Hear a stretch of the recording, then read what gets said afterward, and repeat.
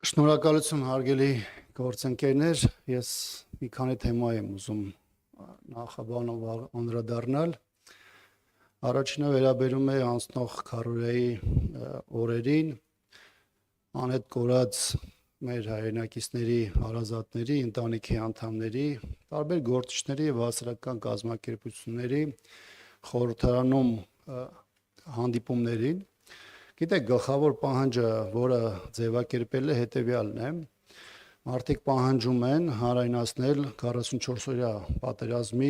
զեկույցը։ Այս թեմային գնահատական եւ մեկնաբանություններ տալու համար մի փոքր պետք է խորքից գալ։ Իհարկե, ես առիթ ունեցել եմ ոչ միայն վերջին օրերին, այլ նաեւ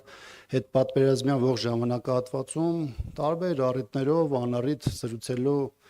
պատերազմի հետևանքով եւ նահատակված եւ անհետ կորած վիրավորված մեծ թվով անձանց հարազատների հետ,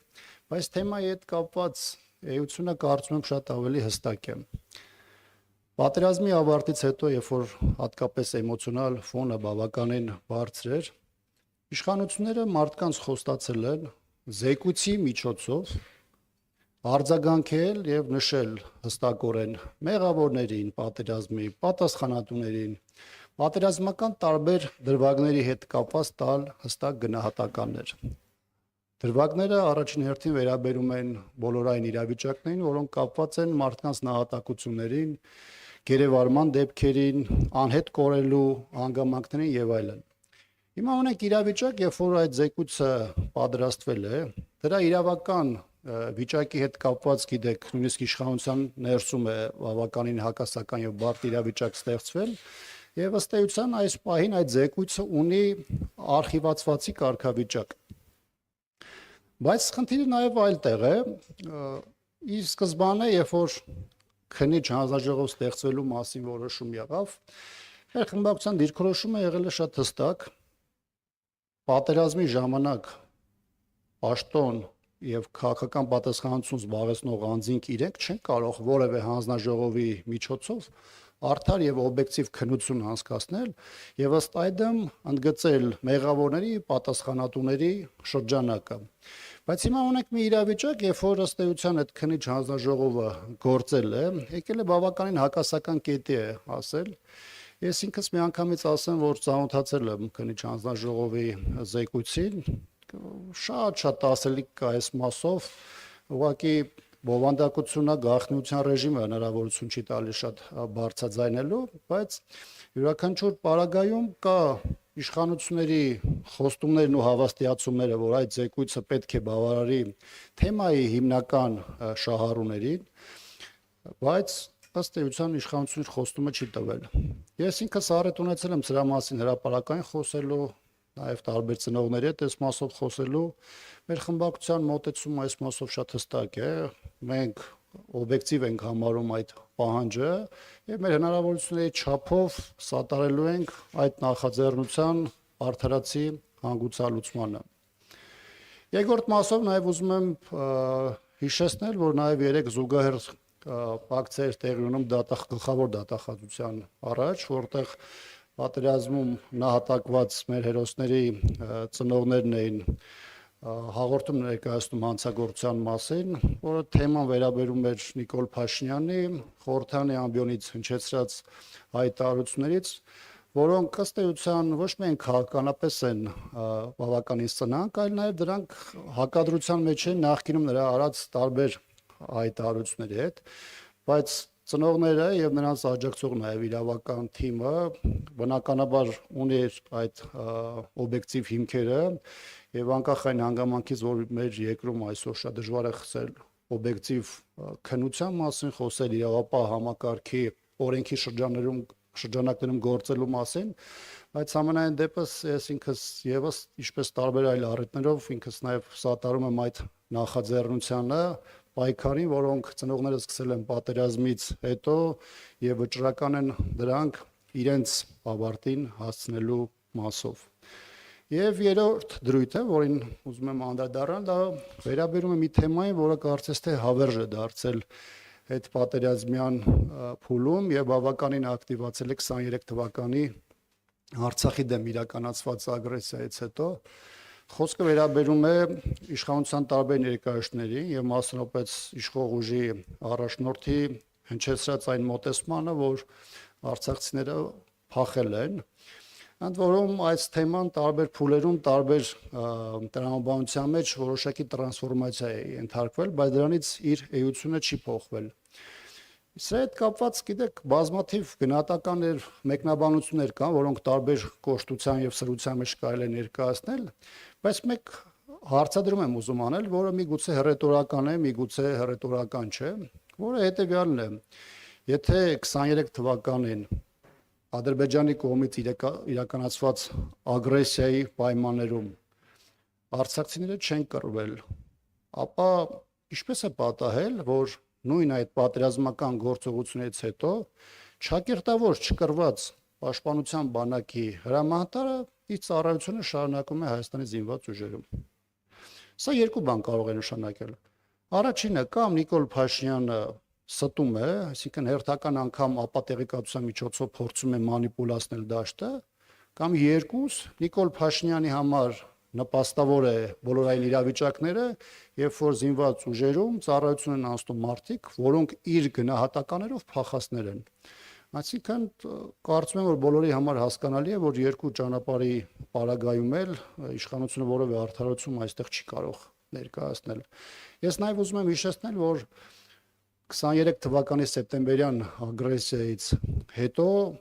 Արցախի պաշտպանության բանակը ունեցել է շուրջ 250 նահատակության դեպք արձանագրված, առ այս պահը ընդհանուր առմամբ 33 մարդ անհետ կորածի կարգավիճակ ունի եւ իդեպ այդ մասով էլ որևէ էական աշխատանք իշխանությունը չի տանում։ Դեռ չեմ խոսում այն մասին, որ այդ մարդիկ պատերազմից առաջ 9-10 ամիս գտնվել են բլոկադայի մեջ, բոլոր առումներով խնդիրներով, էներգակիներից սկսած մինչև տարական էլեմենտար կյանքի ապահովման միջոցներ։ Դեռ չեմ խոսում քաղաքական այն հայտարարությունների մասին, որոնք ադրբեջանական հարձակման օրերին Հայաստանի իշխանություններն էին անում իրենց չմիջամտելու, որևէ կերպ չգործելու եւ ըստ էության դրանով նաեւ կանաչ լույս վառելով ադրբեջանական ագրեսիայի, իսկ հետագայում դրա լեգիտիմացման մասով, եւ այս տեսանկյունից կարծում եմ, որ չկա որևէ բանական մարդ կամ եթե կա նույնիսկ իրենց թիվը շատ ավելի փոքր է, որը ստեղծված իրավիճակում իրողությունները օբյեկտիվ դիտանկյունով չի կարողանում գնահատել եւ իր համար հստակ չէ, թե Նիկոլ Փաշինյանի հայտարարությունները ինչին են ուղղված եւ իրականում ինչ խնդիրներ են լուծում։ Շնորհակալություն։ Ազատություն։ Շնորհակալ եմ։ Պարոն Աբրահամյան, ձեր տեսակետն եմ ուզում իմանալ, վարչապետ Փաշինյանը հայտարարում է, եթե նոր սահմանադրությունը հանրաքվեով չընդունվի, նորից հանրաքվե կանեն, այս հայտարարության վերաբերյալ ձեր գնահատականն եմ ուզում իմանալ, եւ եթե սահմանադրության նախագիծը հասնի հանրաքվեի, դուք ինչ դիրքորոշում եք ունենալու, ոչի ճակատում եք լինելու։ Իշխող ռեժիմը առաջնորդվելով ադրբեջանական նախապայմաններով եւ թելանդրանքով նպատակ է դրել սեփական վերարտադրությունը ապահովելու ճանապարհին կատարել ադրբեջանական այդ թելադրանքը։ Հիմա հրապարակային առումով Նիկոլ Փաշինյանը հավաստիացնում է ոչ թե հայ հանրությանը, այլ Բաքվին, որ ինքը ամեն գնով հասնելու է Ադրբեջանի կողմից ներկայացված դրույթների կատարմանը։ Կարծում եմ, որ շատ պարզ է։ Երկրորդ հերոստալիկ։ Պարոն Աբրահամյան, անդրադառնալով ձեր վերջի մտքին, ձեր ներածական խոսքի,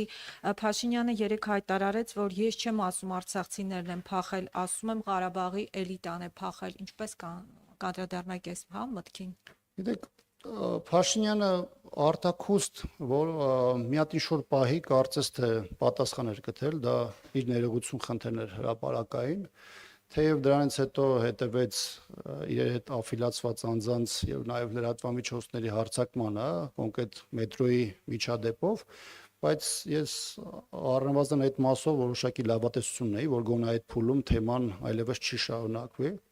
Բայց գիտեք, կարելի է տարբեր փուլերում ըստ իրավիճակի գնահատել, թե փախուստի դիմացները կամ փախուստի դիմողները ովքեր են իրականում եղել։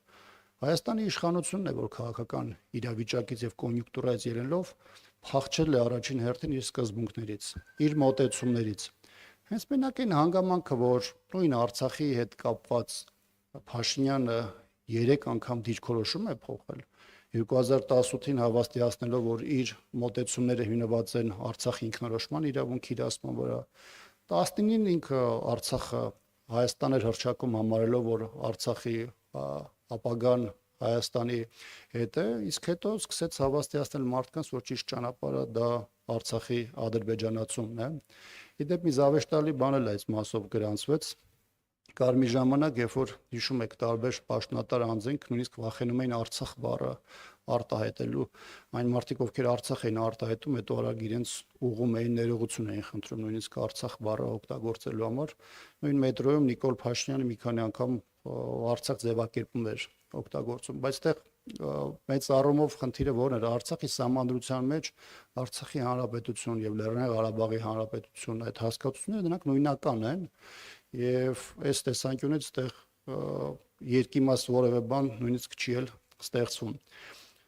Եթե վերադառնամ ձեր ասած ձեր հարցադրմանը, ապա գիտեք, երբ որ մարդը պարտվում է, երբ որ մարդու քաղաքական գծի կամ նրա քաղաքական ուժի քաղաքականության հետևանքը հազարավոր զոհերն են լինում, վիրավորները, անհետ կորածները, գերեվարվածները, տարածքային կորուստները, երկու ճանապարհ ունի, կամ ներողություն խնդրելու, հրաժարական տալու, սպասելու, թե իրավական ինչ պրոցեսներ կլինեն իր այս կամ այն գործողության հետ կապված, կամ անարդյունք պայքարելու, փորձելու ցույց տալ, որ ինքը ստեղծված իրողությունների եւ ողբերգության շղթայի հետ որևէ առողջություն չունի։ Փաշինյանը ընտրել է երկրորդ անարդյունք ճանապարհը, որը իրեն որևէ լավ տեղ չի տանելու։ Սիվիկեյը։ Կալցուն պարոն Աբրահամյան, մի դիտարկում, եթե թույլ տաք, ԵԱՀԿ Մինսկի խմբի համանախագահությունը, եթե չեմ սխալվում, զբաղված էր Լեռնային Ղարաբաղի հակամարտության խաղաղ կարգավորմամբ, այնպես որ Լեռնային Ղարաբաղ տերմինը կարծեք թե միջազգային հանրության կողմից ընդունված ձևակերպում է, ուրիշ բան, որ այո, Լեռնային Ղարաբաղի սահմանադրության մեջ, կարծեմ 17 թվականին ընդունված, զուգաձև երկրորդ ձևը կիրառվեց Արցախի հանրապետություն։ Այո, ճիշտ է, նույնական են Լեռնային Ղարաբաղ եւ Արցախի հանրապետություն ձևակերպումները։ Հիմա հարցերս քանի որ բարձրացրեցի այս թեման, թույլ տվեք հարցնել պարոն Աբրահամյան, դուք եւս համարում եք, որ Լեռնային Ղարաբաղի ժողովրդի Լեռնային Ղարաբաղ վերադարձի իրավունքը իրատեսական է իրացնել առաջիկա տասնամյակի ընթացքում, եթե այո, խնդրում եմ ասեք, ինչ մեխանիզմով, ինչ ռեժիմով Լեռնային Ղարաբաղի մեր քույրերն ու եղբայրները ինչ կարգավիճակով պետք է վերադառնան չճանաչված պետության քաղաքացիներ որպես թե ռեինտեգրացիայի պլանի տրամաբանության շրջանակներում, որը եթե չեմ սխալվում 23 թվականի օգոստոսին հրապարակվել էր պարոն Լավրովի կողմից, դա իհարկե հասարակական կազմակերպություններից մեկի ներկայացուցիչը հանրայնացրեց եւ երրորդ հարցը քաղաքական արդեն իսկ ձևավորված բևեռներին է վերաբերում, ընդդիմադիր բևեռների մասին է խոսքը։ Ձեր դիտարկման պարոն Աբրահամյան, որ ընդդիմադիր բևեռներն են պառակտում ընդդիմադիր դաշտը եւ փոշիացնում ընդդիմության ձայները։ Շնորհակալություն։ Տեսեք, եթե որևէ բան մոռանում, խնդրում եմ ինձ հիշեցնել, որովհետեւ հարցերը շատ են եղել։ Երբ որ մենք խոսում ենք արցախցիների իրավունքների բարձրաձայնման կամ դրա իրացման մասին, պետք է մի բան շատ հստակ հասկանանք։ Ղարաբաղյան շարժումը, որը մեկնարկել է, դա առաջին հերթին ուղղված էր մարդկանց իրավունքների, հավաքական իրավունքների իրացմանը։ Դրա հիմքում դրված էր ինքնորոշման իրավունքը, որը արտահայտվում էր մի կողմից քաղաքական գործընթացներով, մյուս կողմից արդեն 89-ից սկսած ռազմական գործողությունները, որի ակտիվ ֆազան 91-94 թվականներն էր։ Հիմա արցախցիները ունեն հստակ ձևակերպված պահանջ, դա իրենց բնորանում, պատմական բնորանում ազատ անկախ ապրելու իրենց մոտեցումներ։ Հայաստանի տարբեր իշխանությունները, նախորդ իշխանությունները, գործողը եւ հաջորդ եկող բոլոր իշխանությունները ունեն երկու ճանապարհ՝ աջակցելու այդ իրավունքի իրացմանը կամ խոչընդոտելու, բայց ինչքան էլ որ բարթացնես արցախցիների պայքարը, իրենց իրենց բնակավայրեր վերադառնալու առումով, իրենց կյանքը անվտանգ կազմակերպելու տեսանկյունից միջազգային իրավունքը այդ տեսանկյունից ոչ չեզոքացվելու է, ոչ էլ վերացվելու է։ Հիմա Հայաստանի նախորդ կառավարությունները աջակցել են արցախցիների ոչ միայն ինքնորոշման իրավունքի իրացման process-ին, այլ նաև անվտանգության երաշխավոր են եղել այս մասով։ Հիմա Հայաստանի այս կառավարությունն ասում է, որ մենք այստեղ անելիք չունենք եւ Արցախը համարում է ադրբեջանական։ Եվ կրկնում եմ, որքան էլ նա դրանով բարթացնում է արցախցիների պահանջները իրավունքի իրացման տեսանկյունից, այդ գործընթացը ինքը իրենով չի կարող չեզոքանալ։ Այսինքն Հայաստանում ապրող մարդիկ չեն, որ պետք է ինչ-որ մեկի բերանը փակեն կամ առավել եւս միջոցներ գործադրեն, որպեսզի այդ մարդիկ իրենց պահանջները որևէ ձևով չներկայացնեն։ Իդեպ, երբ որ նախորդ տարեվերջին հրապարակվեցին որոշակի հատվածական այն, բայց համենայն դեպս վերջին 10 տարվա բանակցային փաստաթղթերը ըստ էության ամբողջության մեջ կային, նաև դրանում ակնհայտ երևում էր, թե process-ը ինչպիսի տրանսֆորմացիաներ էր ենթարկվել, ինչպիսին էր ինքնորոշման իրավունքի դերը։ Նույնիսկ այնտեղ այդ փաստաթղթերում որոշակի մանրամասներ կար այն պետական մարմինների, որոնք պետք է գործեին ինքնապաշտպանական ուժերից միջև դատական, գործադիր, օրենսդիր մարմիններ եւ այլն եւ այլն։ Այսինքն կար process, կար նկարագրություն, կար բանակցային գործընթաց եւ իդեպ նաեւ այդ բանակցային փաթեթներում նաեւ ներկայացված էր այն դիրքորոշումը, որը արտահայտված էր։ Ես չեմ կարծում, թե արցախցիները որևէ պարագայում կարող են գնալ ինտեգրվել ադրբեջանական հասարակությանը եւ ապրել այ պայմաններով, որը Ադրբեջանն է ասում։ Սա մեկ։ Երկրորդը, երբ մենք խոսում ենք վերադարձի մասին, շատ կարևոր է արձանագրել, որ խոսքը վերաբերում է հավաքական վերադարձին, որովհետև այդ հավաքական բառը պատական չի օգտագործվում, որովհետև մի քանի 100 կամ մի քանի հազար մարդու ուղակի վերադարձը այնտեղ, դա լրիվ այլ process-ի է հանգեցնելու, որը կամ բերելու է նոր ցեղասպանության կամ նվազագույնը նոր բռնագաղթի։ Բնականաբար հավաքական առումով վերադարձն է անհրաժեշտ անվտանգային մեխանիզմների առումով, որը կարող է հնարավորություն տալ այդ մարդկանց վերադառնալու իրենց կյանքի բնականon հուն։ Եթե կա որևէ մարդ նույնիսկ ընտրական process-ների ժամանակ, որ կարող է խոստանալ կամ հայտարարել, թե ինքը գիտի դրա հեշտ ճանապարհը կամ կարճ ճանապարհը, նման բան գոյություն չունի։ Դա նշանակում է, որ կամ մարդը խաբում է, կամ այդ մարդը պարզապես process-ներից որևէ բան գլուխ չի հանում։ Բայց մեկ բան պետք է անհրաժեշտ արձանագրել։ Արցախցիների պայքարը, որը հիմնված է միջազգային իրավունքի հիման վրա, չպետք է որևէ ձևով խոչընդոտվի։ Քաղաքական ուժերը հաջորդ բոլոր կառավարությունները կարող են պետք է միջազգային իրավունքի շրջանակներում աջակցել, բայց հակառակը խոչընդոտելու, վնաս հասցնելու, առավել եւս թիրախավորելու կամ այդ մարդկանց ատելության օբյեկտ դարձնելու համար բնականաբար ամբողջությամբ անթույլատրելի է։ Ներքաղաքական հետ կապված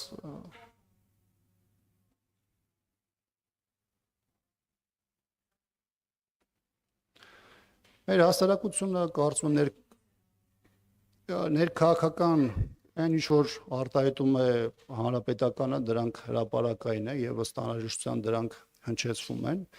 բայց հասարակությունը ինքը գնահատում է ներքաղաքական իրադարձությունների տրամաբանությունը եւ նաեւ ընտրական process-ներում իր գնահատականը այդ ամենին հնչեցնում է, այստեղ առավել ավելացնելու բան պարզապես չունեմ։ Շնորհակալություն, չէ, ժամանակը արդեն վերջացել է։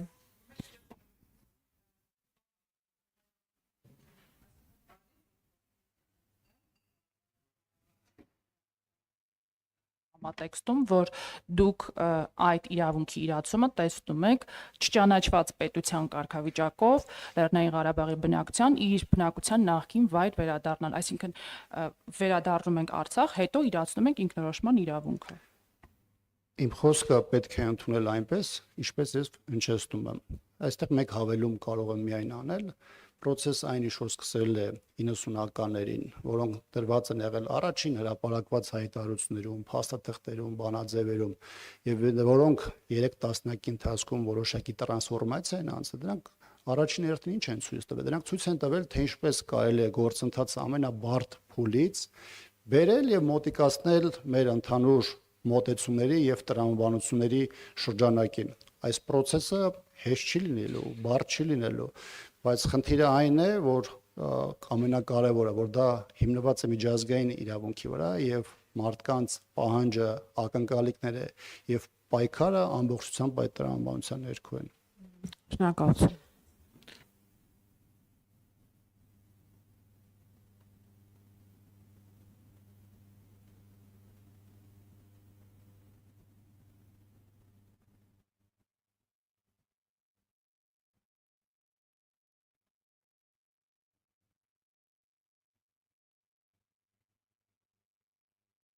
Բարև ձեզ,